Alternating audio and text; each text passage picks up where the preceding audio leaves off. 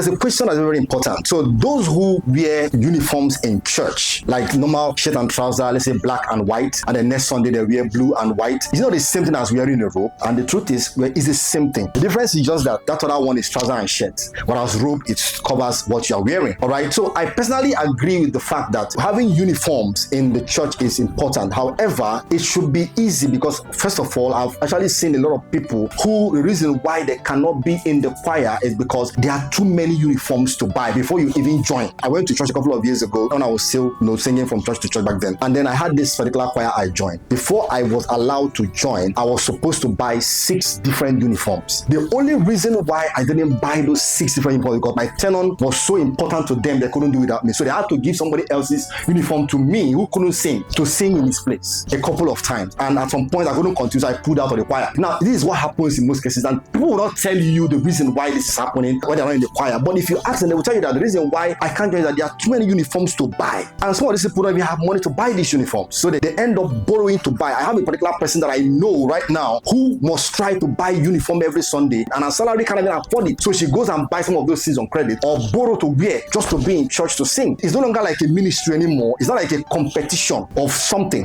and I don't know what it is. But it's better for us to allow people minister in the house of God and not allow uniforms to be a hindrance to them. Because in most cases, you see like 7 uniforms. They want you to buy these choir uniforms before joining the choir. It's like saying, keep your gift to yourself unless you can afford to use it. But it's a gift. It's meant for us to use it for the glory of God. Why must I have to afford to use it? Like I have to go and buy some uniforms, buy some clothes before I can now use the gift I have to serve God. And I've had this talk with a lot of people. So I'm not talking about myself. I've had this talk with thousands of people all my life about why they're not in the choir, and they will tell you because of a lot of uniforms they can't afford. So it's either the church is supporting the choir to get uniforms, or let's stick to our old-fashioned robe. We can modify our robes to look colorful and prestigious and not depend on wearing things that we wear to create confusion and competition in the church.